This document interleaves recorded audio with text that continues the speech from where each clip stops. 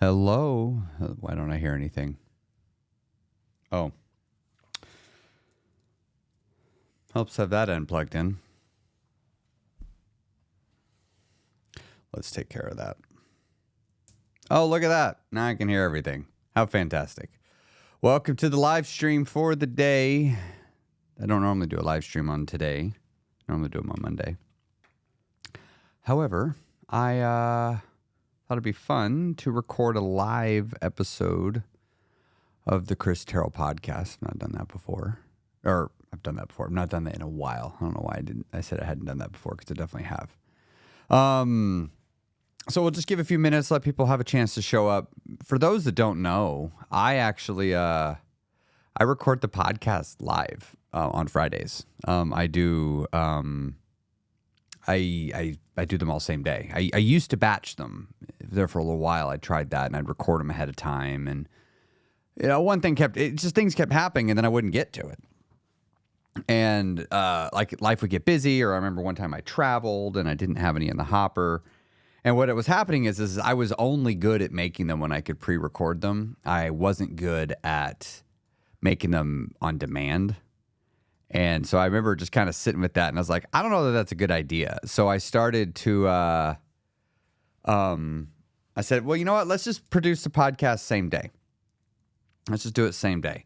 And then when I started doing same day, I started realizing that I'm not very good at talking into a mic without needing to be edited. I needed to edit myself a lot. And so I have over years trained myself to talk in a way that doesn't require so much editing. I used to say and maybe, like, a lot. I still say them. They still work their way into my speech, but I've really worked on getting, just at a minimum, the ums and uhs out of my speech. So, Rhea, I see you're putting here. Oh, let's fix that comment. Whoa, it's way in the wrong spot. That's because I don't usually have this. Why is it letting me resize this? There we go. A live, yes, doing a live today because I don't know. I just thought it'd be fun. Thought it'd be fun to change it up.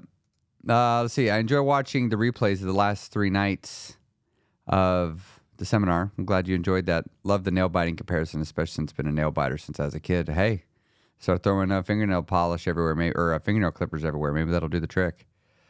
Dana, this is awesome. You can catch a live. Well, I'm glad you're able to come here to catch a live. Right here. There we go. It's all backwards for me. But right there, that's where we're going to start the podcast. So actually, I need to get the music queued up. So I'm actually going to work. No, that's not the right one. There it is. All right. So here in a second, or in a minute and 18 seconds, I'm going to stop the feed, the chat feed. I may turn it back on. We'll see. And I'm going to actually go right into recording the podcast for the week. Now, I might need to edit some things. You all are catching this here live. There's not going to be any editing that's necessary. Like, you're going to just hear it as is. So if I make a mistake, you're going to hear the mistake, and you'll kind of see my process. But I just thought that'd be kind of fun. I know I like it when some of my favorite podcasters do some BTS stuff, and I thought it might be fun to do a few BTS things. Karen, I see you joined the guild. Well, excellent. I'm glad you joined the guild. Glad to have you here. Welcome, welcome. Make sure to check your emails. We're sending you a lot of very important emails in the very beginning. All right, we're 30 seconds to showtime. So I'm reading out of this book, a section from this in the podcast today. This will be the main focus of it. I really enjoy this book a lot. I've been consuming this book deeply now for 2 years, and I've made it that far. It's been, or is it 2 years, year and a half? I don't know. It's been a while. Do I still have the receipt? Is this the receipt for when I bought this book? I wonder if that's the receipt. Let's see. If it is, then I'll know exactly when I got it. Nope, that's an office supply receipt. That needs to go in the drawer of receipts. That's too funny. Here it is inside of a book. All right, time's up. Looks like it's time to record the podcast, and I'll get going with that. So let me get everything queued away here. Let's bring the main feed back up. Oh, hey, if you enjoy this, if you like the live streams, if you're here, you probably have already done this. That's probably why you're here. At this point, there's only 20 of you. It's a nice small group, but just be sure to hit that notification bell, and we'll get you covered. All right, so, all right, let's get in the headspace. Yeah, I'm going to do this section here. Yeah, okay.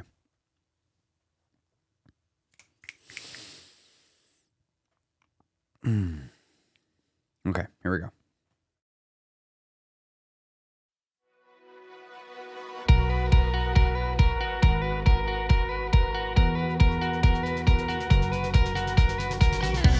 From the headquarters of the Guild of Champions, this is the Chris Terrell Podcast, and I am your host, Chris Terrell, and welcome to another week of your weight loss quest. How did this last week go for you, champion?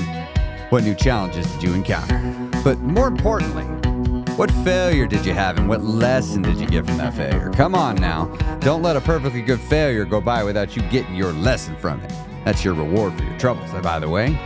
Now, if you're new here, I've lost 125 pounds myself after an entire adulthood of chronic yo-yo dieting. Up, down again, before I finally got sick and tired of being sick and tired, and I made some permanent, meaningful, and actual changes to my real-life lifestyle, habits, routines, environment, community, and to my system of belief. Because it's all of those things that created me, and it's all of those things that created me in the past, too. And it's all those things that are going to create me in the future. What? There's different versions of me? Did you know that there's different versions of you, too? You got a past, present, and a future. And your lifestyle, habits, routines, environment, community, and system of belief will play an impact on how that looks. Now, if you are looking to get weight loss advice from somebody that's never had to do that, never had to lose weight before, well, you're in the wrong place. Because here I've lost a whole bunch of weight, and I'm going to give you weight loss advice that actually works from somebody that actually does it.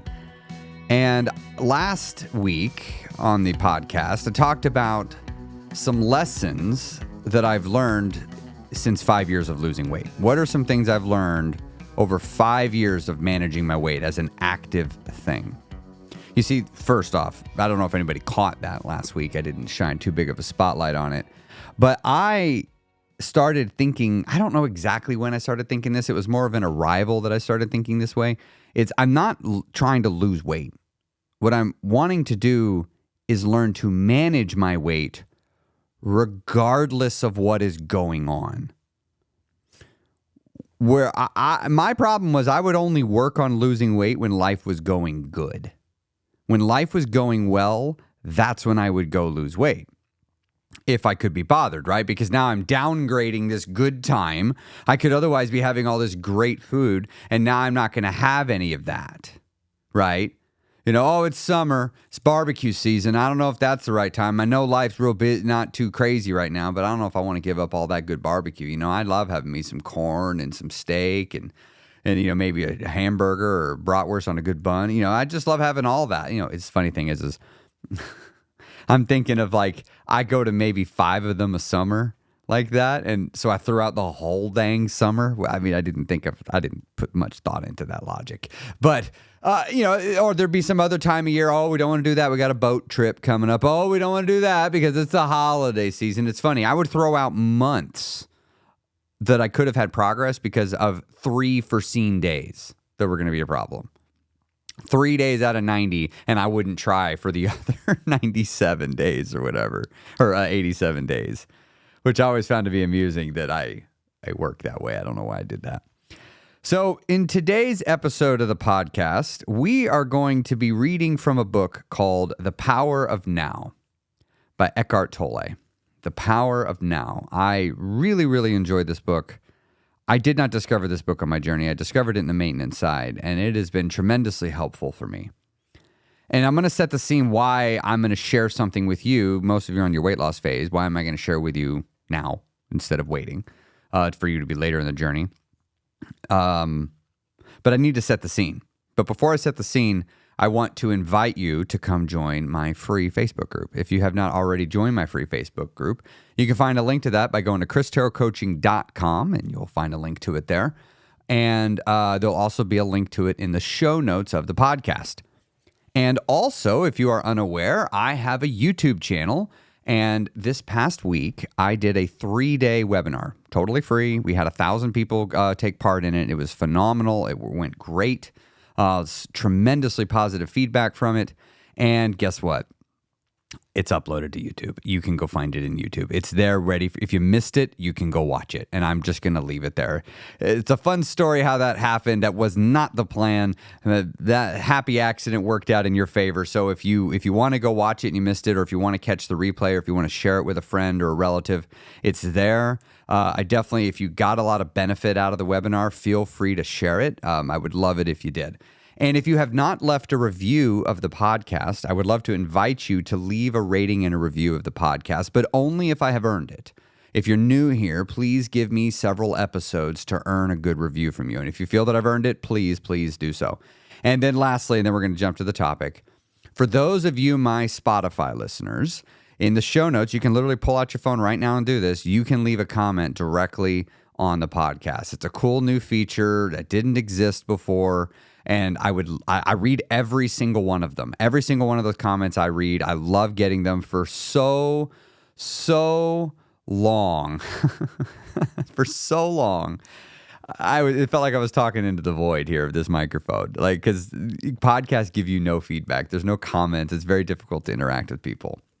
So very excited to have that ability to more directly interact with you in this way.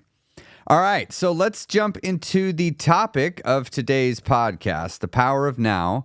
And as I said, I need to set the scene for why this book was so important.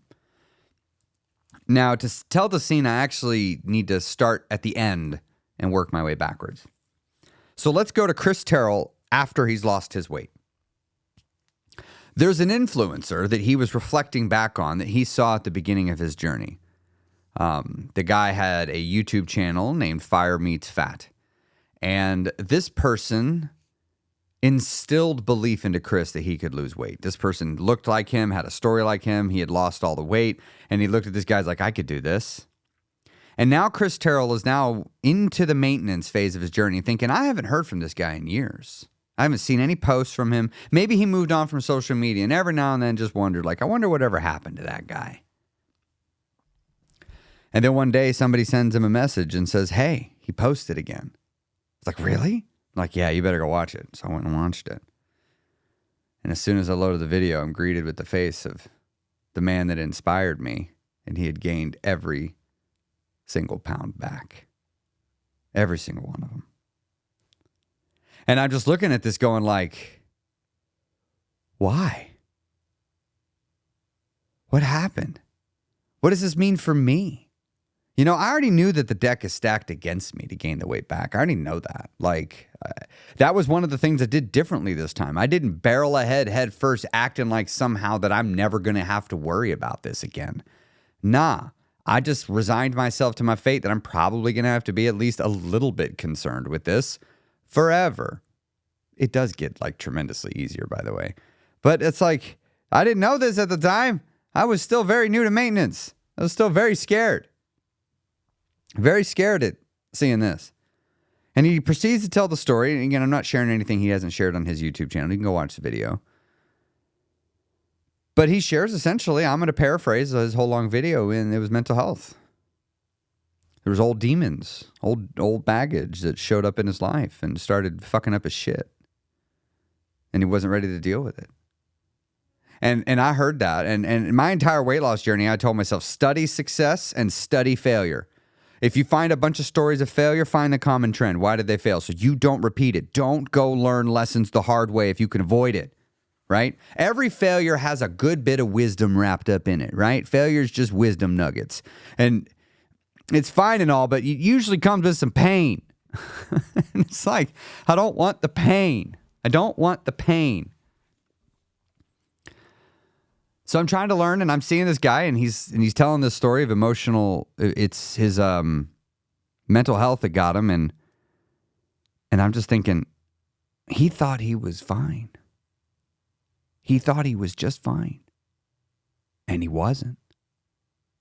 And it got him. And he's now back on the journey. He posts. I monitor and I keep watching him. I'm rooting for him. I'm looking forward to seeing his success again. And I have no doubt that he'll do it. But it was still hard to sit with. And as I continued to sit with it, I started going within myself and thinking, what is there in me that I've not dealt with that I don't even know is there? What is these things about myself that could totally mess me up that I don't know about? And I'm not dealing with it only because it just hasn't manifested itself. It hasn't shown itself as a problem, right? It's like I start taking care of the headache once the headache shows up, right? And I started realizing, like, mental health, I maybe I should not take a reactive approach. I mean, I had been taking a pretty reactive approach already, or a proactive approach already, but I think I needed to dig in more. And this led me down a journey of self-discovery again, of learning a lot more about myself, one that I didn't know I still had, because the weight loss journey had taught me so much about myself. But on my journey, I discovered something. It's a truth that many people discover. And when we discover it, we tend to think we're the first person that discovered it. It's like we struck gold. And then you start reading, going out there to see, I wonder if other people figured this out. And you come to find out it's in all the books and lots of people have discovered it. And in fact, you have just discovered the same thing that everybody else has discovered. It's not actually new. It's just new to you. You were ready for it. You were ready to learn whatever this thing was that I'm about to tell you. And it's something that I truly hope you learn on your journey, because I think it's a requirement for success. Like, if you don't do this, success is going to remain difficult to find. And success means obtaining a thin, healthy, in shape body and maintaining that, keeping it, right? I'm not saying exact same weight. You know, you can go up and down a little bit. You stay in the happiness zone. We'll talk about that some other time. But you know, lots of people lose weight and gain it back. That's not success. I don't call that success anymore. You can call it success when you've kept it off for a couple years. Then you get to walk around and start saying you've done something. Just losing the weight, that's phenomenal. That's an incredible accomplishment. But that's only part of it. You ain't done. You ain't done. Keep it off. Show you made a change. Demonstrate it. Prove it. You got to just keep going. If you lose weight and gain it back right away, you didn't change. You just went on a little temporary journey. It's fine. You vacationed a little bit. But if you're going, you got to pack up and move. But on this journey, I discovered the power of being present. And look, I had heard of the present moment. It's not like that was some concept I had never heard of before. And I'm not going to insult you and act like you don't know what the present moment is. I know you do. But there's something deeper to it. There's a difference between being in the moment when it's enjoyable and being in the moment when it sucks. You see, I was great at being in the moment when it was pleasurable. That's in fact all I wanted. I wanted to spend as much of my life where the present was filled with pleasure as much as I could. And I discovered that food was one of many things I could utilize to always make the present moment an enjoyable thing. If it's unpleasant, I can make it pleasant. Pretty easy, right? And sure, sometimes life didn't give me that option. Sometimes life made me sit in something miserable, like all day, you know? Boss wants to meet with you at the end of the day. Customer's going to scream at you. Employee quit. Now you got to deal with this mess all damn day until you can go home. Or you get into an accident, or somebody dies, or I don't know, just some sort of something that just sucks. And you just got to sit in it. But you sit in it until you're done sitting in it, and then you make yourself happy again. And when I realized that my journey, in the beginning of my weight loss journey, part of the reason why I gained my weight is I indulged every passing fancy. If I said I wanted something, the answer was yes. Why would I say no? I'm not a child. Only children get told no to. I'm not a child. I'm a grown-up. I don't have to say no. I always get to say yes. And I did, as a grown-up with grown-up money and no boundaries. And I looked like it. And I lived like it. Came in my house. There's a reason I didn't ever want to have visitors. My house wasn't ever visitor ready. My house was disgusting. It was gross. I wouldn't keep it clean. There'd be shit everywhere. You know, I wasn't managing my life.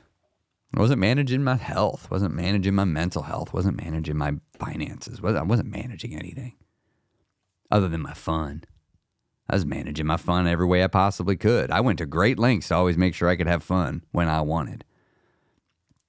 But on my journey, I began to realize that for me to actually change, I've got to start changing my actions in the moment. I can't change my actions retroactively. I can do whatever I want to do today and then think about it tomorrow, but there's not a damn thing me tomorrow can do about it. Nothing. Think of you yesterday. There's not a damn thing you can do about what you did yesterday. You did it. It's how it was. It played out. It's done.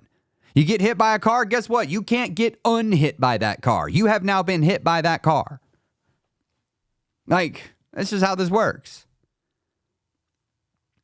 And I'm starting to realize this. I'm trying to change my weight loss, and I'm constantly trying to change it using hindsight. Well, I see what I did wrong there. I know what I'll do better in the future. And then, of course, future would become present, but present me was garbage at doing anything. And remember, it is always going to be the me of a present moment that takes the action that gets me the results of my life. Past me already took them, and future me ain't here yet. It's just a fantasy. And I had to start changing this up. I had to start realizing I've got to get myself in the present moment to do the different thing. And the crazy thing is, in the present moment, I don't want to do it. In the present moment, I don't want to take the new path. I want to take the old path. In the present moment, I want to feel good. Why would I feel bad? I could feel good. Consider that with food, you're not usually choosing a food, you're choosing a feeling. Consider that for a moment. You're not choosing, oh, I want pizza. You're choosing the emotional experience you want to have. And a lot of times, if you're an emotional eater, you're trying to manage your emotional state through the use of food, through the use of outside of you activities. Oh, I'm not doing good. I got to put on some music to change my mood. You change your mood. How do you think the music changed your mood? You put the music in and it started playing, and then eventually you found yourself at a place where you made the shifts in your mind. Everything happens inside your own head. And I'm starting to realize this on my journey. I'm like, if I'm going to get myself stop emotionally eating, I'm going to have to find a way to start being present. And I learned that on the journey. And now all the way on the other side, I'm seeing one of my models that I had looked up to has gained all his weight back, and it's due to mental health. And I'm like trying to put all the pieces together. And I'm like, I think the reason why I think I'm going to be okay, because I realized as I got into this, I'm going to be okay. And it's because I got lucky. On my weight loss journey, I inadvertently discovered the present moment. I remember listening to a video by Sadhguru, pretty cool guy, if you haven't ever heard of him. But he was talking about the present moment. But he was talking about it in a way I'd never heard anybody talk about it before. And later in my journey of life, I discovered Eckhart Tolle. And I'd never heard about anybody talk about the present moment like he did. But one of the things that was helping me get through life that I was doing different, something I changed, tangible, that I'm convinced if I hadn't changed this, I would not have been successful with my weight loss. And that is, I started to give 100% attention to whatever it is I was doing. If I was at work, I'm at work. Stop trying to be at home. And if I'm at home, be at home. Don't try to be at work. If I'm on a date, be on the date. Don't be pulling my phone out and going and getting and escaping it to go some other land. Don't be bringing up other topics that take us away from where we're at. If I'm out on a hike, be on a hike. If I'm getting ready in the morning, brushing my teeth, brush my teeth. Just do whatever it is I'm doing. And if I want to do something else, that's fine. Change my mind, but don't try to do two things. And I'll tell you where I picked this up. I love where I picked this up. I love Parks and Rec, and I love the character Ron Swanson. And at the end of the season, he was talking to, was it April or Leslie? I don't remember. But he said, whole ass one thing, don't half-ass two things. And that really stuck with me because that's such a profound and simple thing. And it's real, though. Whole ass one thing. Instead of splitting your attention amongst a whole bunch of different things. And again, I'm not talking about the concept of like you're driving your car while listening to the radio. Okay, that's fine. Like I don't see a problem with that. But I'm talking about like when you're at work and you're stressing so much, worrying about something that you're going to be doing after work, that it's making it where you're not getting your work done because your mind is constantly escaping what you're doing and you're not being fully present in where you're at. And then when you get home at the end of the day, now you're so stressed at all the work you didn't take care of during the day because you were so worried about this thing after work. And now that you're here to deal with this thing after work, you can't deal with it because you're so stressed about all the work you didn't get done, and you're going to deal with that tomorrow. It's like your brain is always trying to be somewhere other than it is. And I had to start changing this in my mind. So let's read the snippet here from the book. Because again, if you've never read this book or heard Eckhart talk, like his way of speaking about the present, this might be very new for some of you. I know it was for me. So the way he writes the book, I guess I should explain this. He will have a question written, and then he will answer the question. And it's cool. In the audiobook, Eckhart actually narrates it himself, but another voice reads the question. So it's essentially a big Q&A book. It's really cool. So the section title is, Wherever You Are, Be There Totally. And the question is, can you give me some examples? Can you give me some more examples of ordinary consciousness? And he was speaking in terms of like conscious, unconscious, ordinary consciousness. All right, so let's see. See if you can catch yourself complaining in either speech or thought about a situation you find yourself in.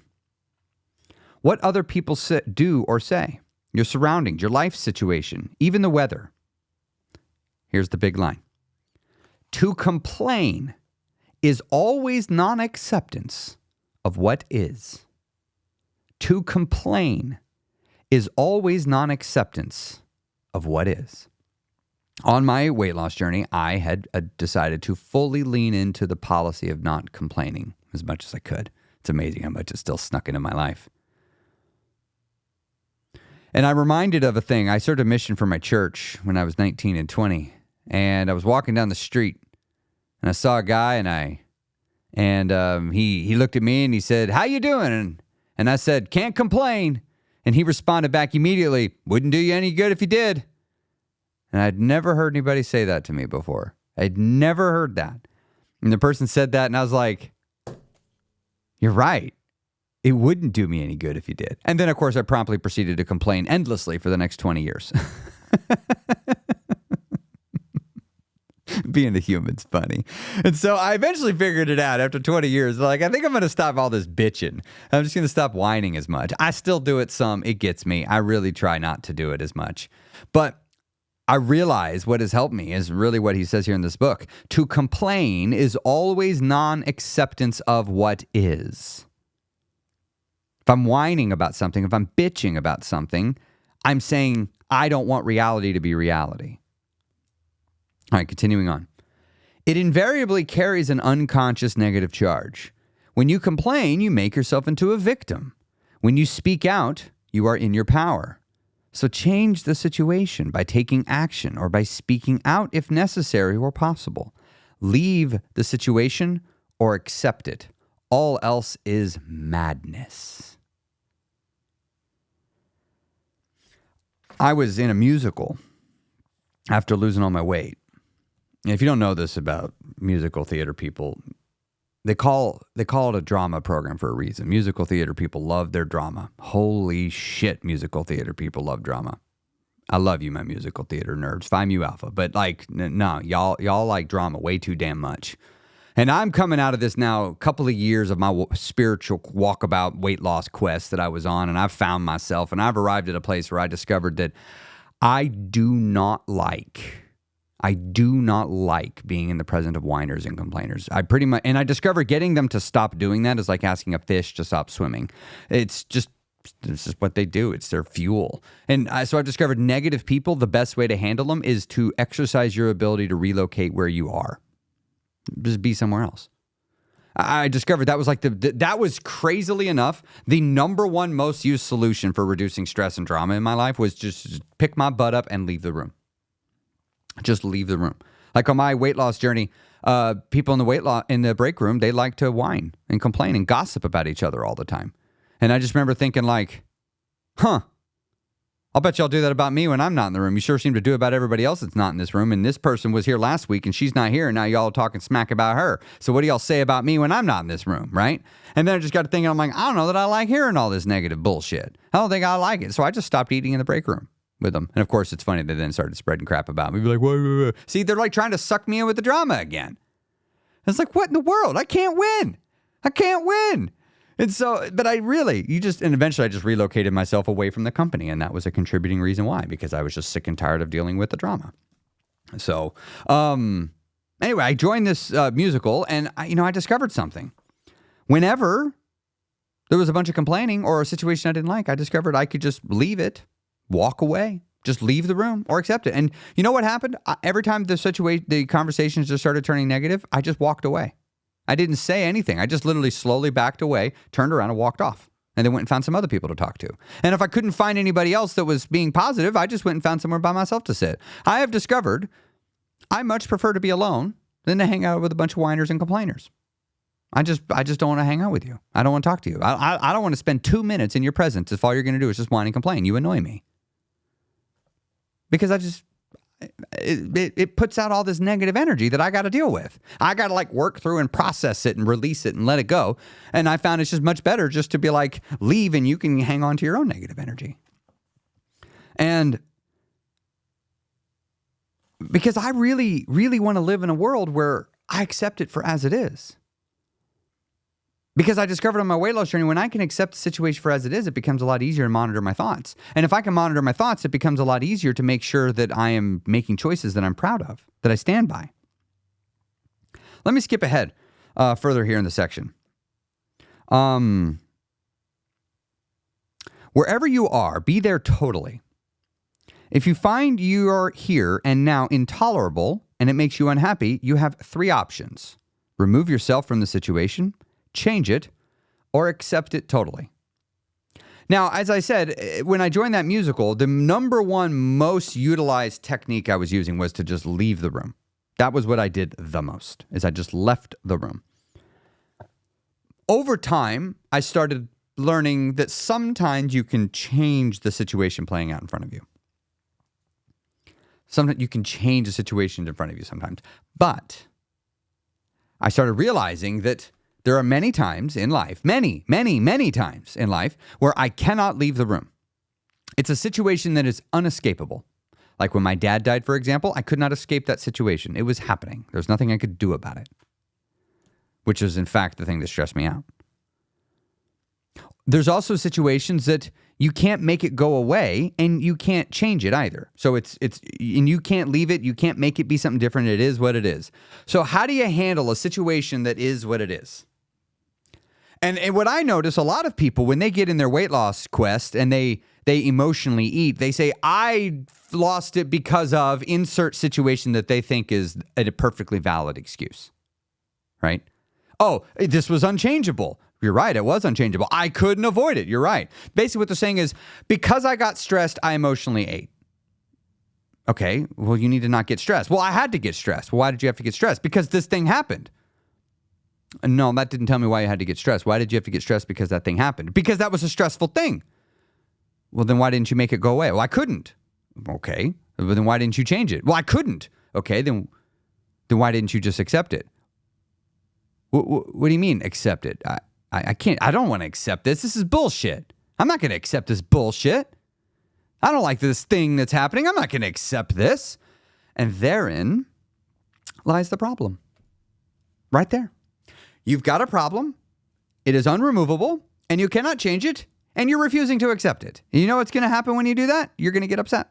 You're going to get frustrated. You're going to have an expectation that is now going unmet perpetually. And that's going to freak you out sometimes. That's going to make you stress. If you're an emotional eater, it might turn you to food. I don't know what it's going to do. Let me read on here in the book. If you want to take responsibility for your life, you must choose one of these 3 options, and you must choose now.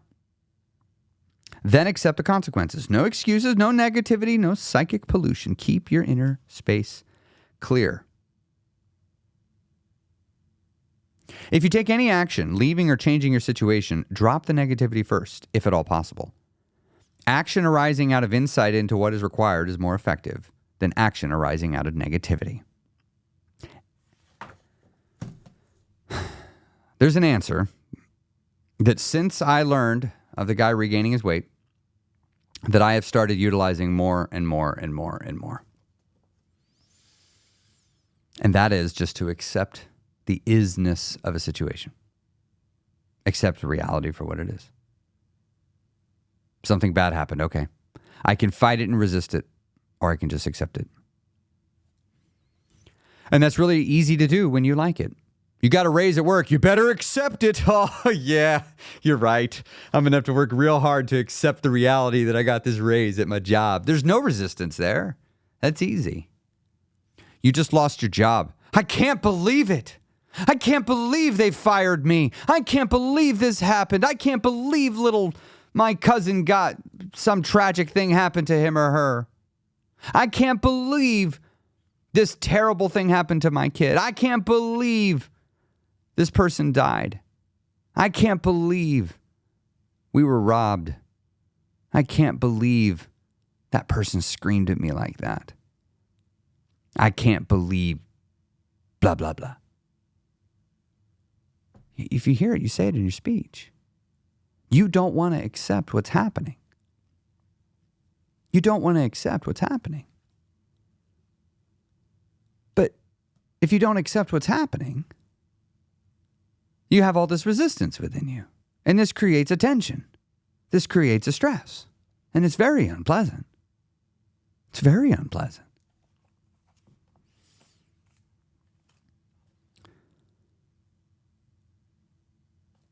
If there is back to the book, if there is truly nothing that you can do to change your here and now, and you can't remove yourself from the situation, then accept your here and now totally by dropping all inner resistance. The false, unhappy self that loves feeling miserable, resentful, or sorry for itself can then no longer survive. This is called surrender. Surrender is not weakness. There is great strength in it. Only a surrendered person has spiritual power. Through surrender, you will be free internally of the situation. You may then find that the situation changes without any effort on your part. In any case, you are free. Surrender yourself to the reality of what is happening. Whining and complaining is an evidence that you have not surrendered yourself to the isness of a situation. Many times your life is going to put you in situations that you cannot change and you cannot remove yourself from.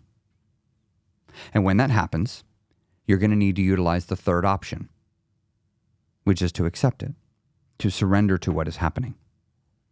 And you'll discover as you do that, as you go, oh, this person is acting this way. How interesting. You just marvel at it. Let me continue on here in the book in another section.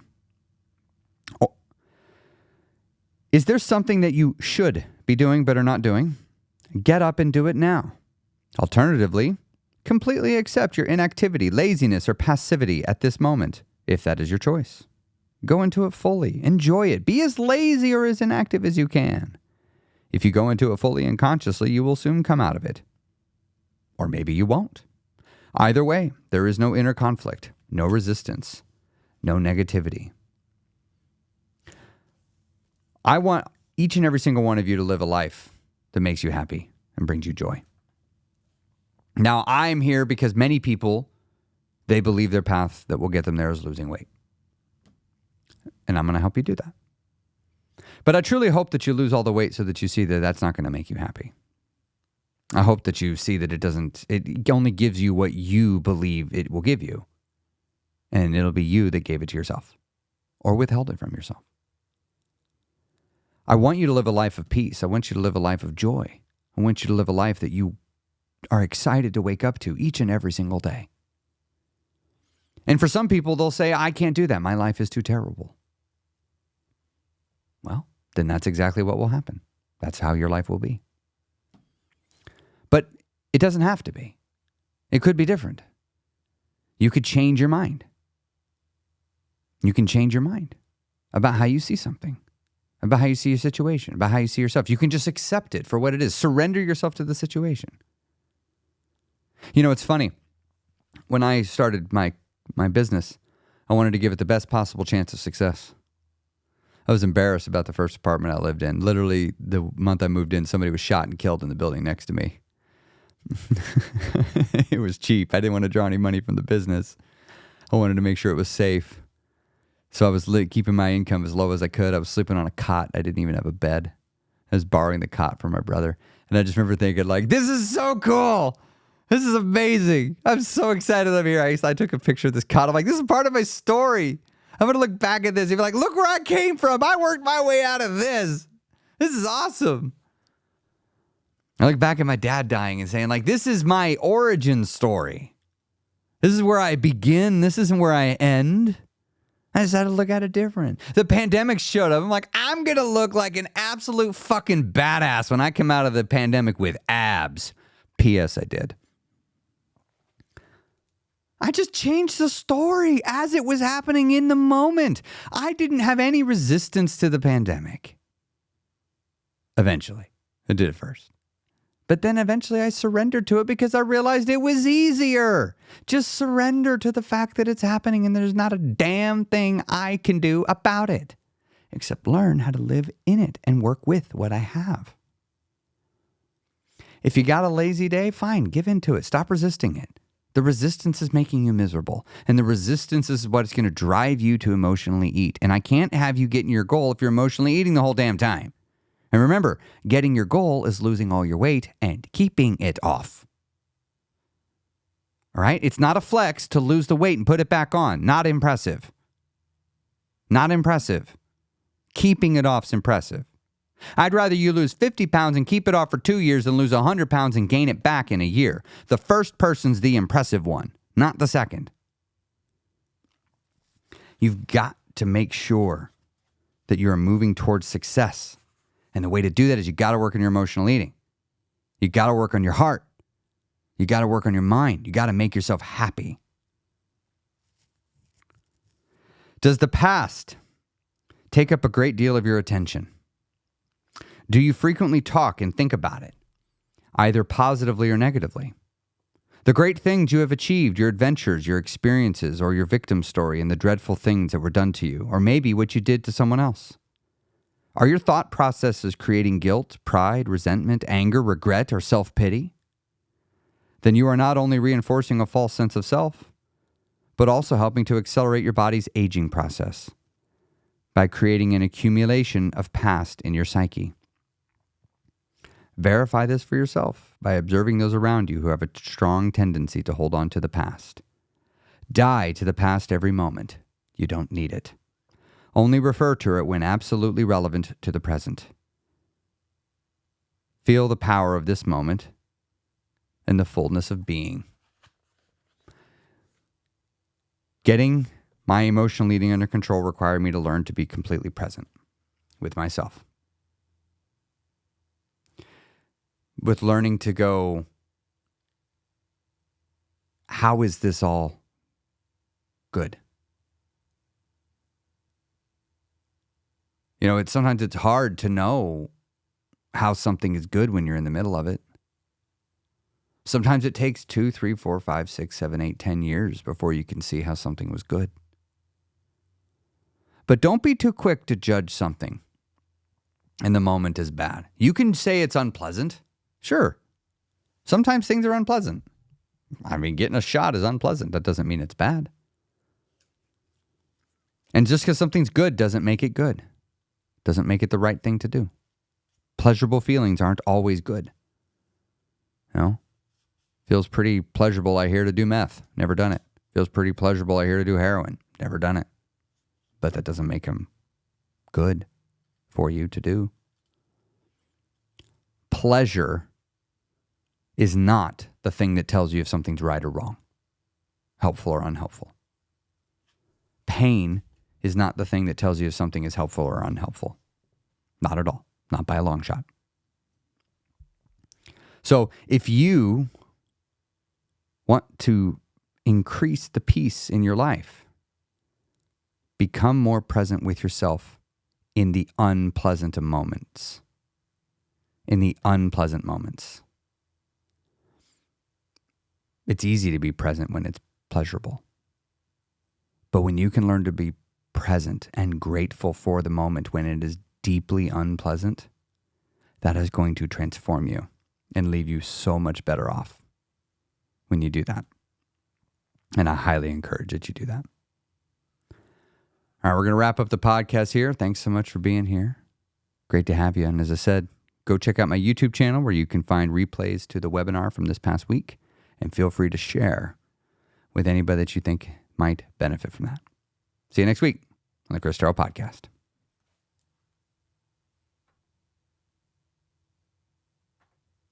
Hey, YouTube. Hi. So you all got to listen in on a live rebroadcast here. I've done this once before. I thought it was fun, so I thought it'd be fun to just do this now. Let's see how we got. Oh, we got 30 people, so we got a few of y'all came in here. I'm recognizing a lot of guild names here. Oh, Laura, sorry, I spoiled this one for you. I guess you'll have to listen to it again. Have you listened to all the guild podcasts? Did you know, Laura, that we have like 45 guild podcasts too? Those are really good. Definitely recommend listening to those. They don't come out anymore, but there's still 45 of them. Hey, Mike, for the record, it is like cold and rainy here. That tropical storm is bleh. So, Candace already got me covered. Rain. Let's see here. I'm just looking here at the comments.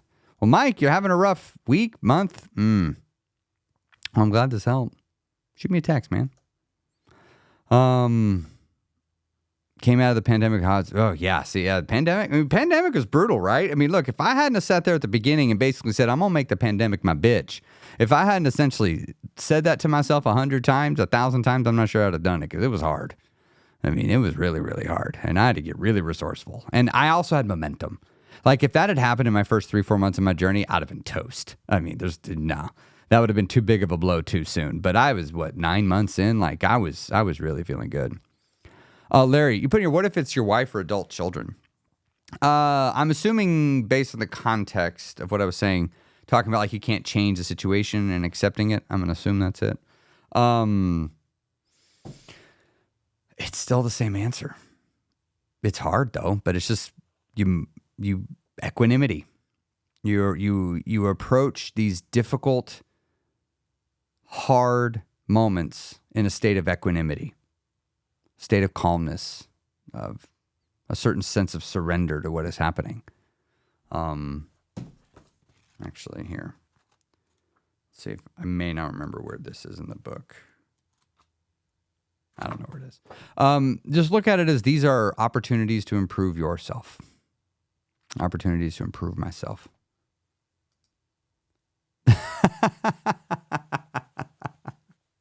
Yeah, I don't know that I'd want to run the pandemic. I tell you what, I had so much sympathy for the folks that were doing the pandemic because I was like, man, no matter what you do, you're pissing off so many people. I mean, gosh, it just would have sucked so bad to be over that.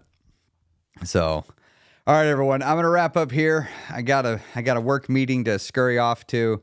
This was fun having you here. I know it's just a handful of you, but it was fun having you here while I broadcast the podcast, everybody. And you can see how it works. So, I mean, just so you know, I consider this one a success. I will literally not edit it at all. So I will trim off the ends of the beginning part. This part right here, I'll trim it off and I'll upload it and that'll be it. I might remove a little dead space, but I'm pointing this out because I have been working for years to be at a place where I could talk for 45 minutes in a way where I'm like, I don't feel like I need to edit that up too much. I could probably whittle and tighten it up to like 25, 30 minutes, but I don't want to, to be honest. And the other part I've realized is like, I like listening to people work out stuff out loud. It helps me. I like hearing a person work out a concept as they talk through it, which is really, really helpful. So, all right, I'm going to wrap up here. Thanks for seeing anybody. I will talk to you all Monday, I guess. I'm back here Monday with my normal Monday morning live streams as well. And, if you hadn't noticed, I leveled up. It's been kind of fun having camera 1, camera 2, and then camera 3 right here. I've been enjoying that. Like that feels, the studio's had a little bit of a level up recently, and I'm enjoying that. And I want to start getting other people in here. I picked up a second one of these because I want to do some good podcasts. So anyway, Talk to y'all later. Great to see you. Bye.